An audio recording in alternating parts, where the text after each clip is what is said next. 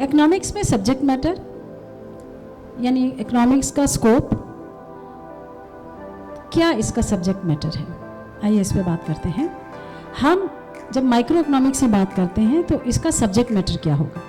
जाहिर सी बात है कि जो भी माइक्रो इकोनॉमिक्स के तहत है, माइक्रो लेवल पे जो भी स्टडी करना होगा उसको हम स्टडी करेंगे।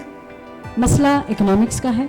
जब इकोनॉमिक्स की बात है तो कोई भी साधारण जन जो है इसके क्षेत्र में आते ही वो कंज्यूमर हो जाता है, क्योंकि हम ये देखते हैं कि कंज्यूमर किस प्रकार से मैक्सिमम सेटिस्फैक्शन मिनिमम एक्सपेंडिचर के माध्यम से गेन करेगा, उसके सेटिस्फैक्शन की बात करते हैं। तो सबसे पहले जो इसका सब्जेक्ट मैटर है वो हम अपनी स्टडी करेंगे, और जब हम इकोनॉमिक्स के क्षेत्र में आते ही हम स्टेटस हमारा क्या हो जाएगा, कंज्यूमर का।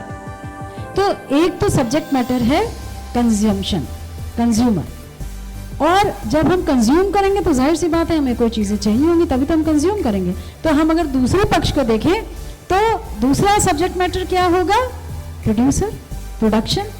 तो दूसरा सब्जेक्ट मैटर क्या हो जाएगा, प्रोड्यूसर या प्रोडक्शन, उत्पादन, क्योंकि ये दोनों कड़ी ही मिलाने के लिए हमारा तीसरा सब्जेक्ट मैटर आ जाएगा, और वो होगा मार्केट या एक्सचेंज, जहां एक तरफ कंज्यूमर खड़ा होगा, दूसरी तरफ प्रोड्यूसर खड़ा होगा। दोनों कहाँ मिलेंगे, दोनों एक जगह पर किसी टाइम पे एक प्रोडक्ट के लिए मिलेंगे, उसको चाहिए होता होगा और वो उसके लिए उसने बनाया होगा।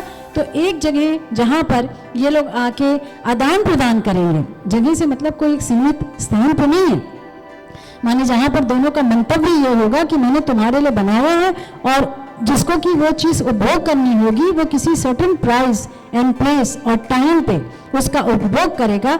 ऐसा स्थान जहाँ पर होगा किसी प्रोडक्ट किसी प्राइस पर, वो क्या हो जाएगा, एक्सचेंज की प्लेस होगी, जहाँ दोनों उस प्रोडक्ट को एक्सचेंज कर रहे होंगे मार्केट के माध्यम से। तो तीसरा जो इसका प्रमुख सब्जेक्ट मैटर होगा वो क्या होगा, मार्केट या एक्सचेंज। और ये तीनों चीजें हो गई तो कंज्यूमर ने कंज्यूम कर लिया, प्रोड्यूसर ने प्रोड्यूस कर लिया, दोनों ने आदान प्रदान किया, बात खत्म हो गई।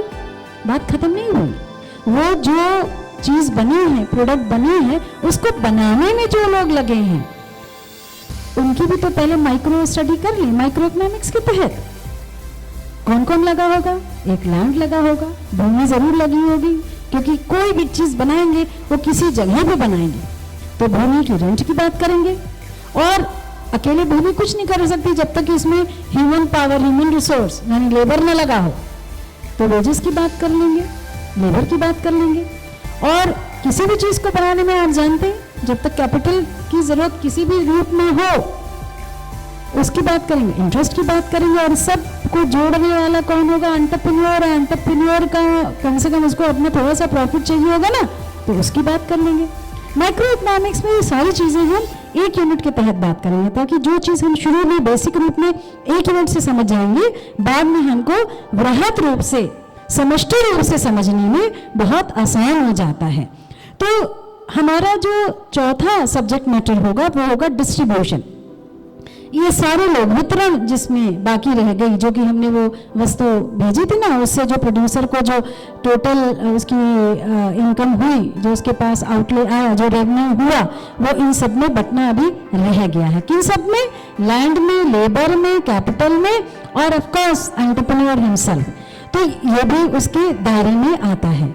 और कोई भी इकोनॉमिक्स का क्षेत्र तब तक कंप्लीट नहीं हो सकता जब तक कि हम गवर्नमेंट पॉलिसीज क्या है, पब्लिक फाइनेंस क्या है, उसके बारे में जानकारी न रखें। क्योंकि जो भी कुछ है तुष्टि गुण हो रहा है, क्या प्राइस डिसाइड कर रहे हैं, उसमें क्या टैक्सेशन लगेगा, कितना कम लगेगा, कितना ज़्यादा लगा सकते थे, हम क्यों नहीं ज़्यादा लगा रहे हैं, उसकी क्या वजह है, ये सारी गणना करने के लिए ये भी ज़रूरी है कि हम जान लें कि गवर्नमेंट पॉलिसीज़ क्या हैं, हमारे व्यवस्था क्या, पब्लिक फाइनेंस कैसा है। तो ये सारी चीज़ें हम स्टडी करते हैं। देखा जाए तो इकोनॉमिक्स के सब्जेक्ट मैटर में हमने वेल्थ स्टडी किया, क्योंकि हर जगह हम अर्थ की बात कर रहे हैं, लेकिन वेलफेयर के तहत बात कर रहे हैं। और बात इसलिए कर रहे हैं क्योंकि कहीं ना कहीं ये हम सभी को पता है कि स्कैर्सिटी के दौर से हम गुजरते हैं। अगर हर चीज़ प्लेथोरा में अवेलेबल है, एबंडेंस में हो, तो फिर समस्या ही नहीं होगी अर्थशास्त्र की, जब हर चीज़ अगर पूरी तरह से उपलब्ध हो। मसला तब आता है अर्थशास्त्र का जब स्कैर्सिटी होती है। मसला तब आता है अर्थशास्त्र का जब स्कैर्सिटी के कारण हमारे सीमित साधन में हमको चूज करना होता है कि इतनी सारी वांट्स हैं, इतनी सारी डिमांड्स हैं, हम इसमें अपनी प्रेफरेंस के हिसाब से इनको रैशनली अपने सीमित साधनों को कैसे लगाएं, उससे हम कैसे खरीदें, उससे हम किस प्रकार से संतुष्टि प्राप्त करें।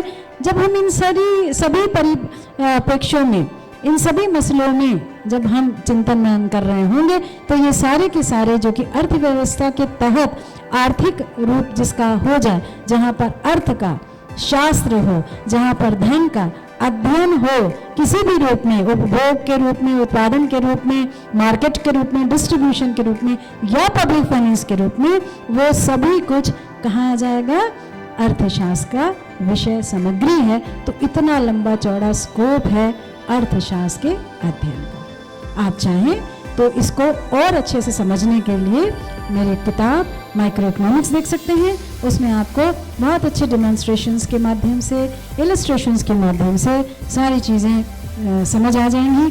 बाकी कोई भी प्रश्न पूछना है तो कमेंट बॉक्स से आप पूछिए, हम समझाने के लिए हमेशा सदैव अवेलेबल हैं।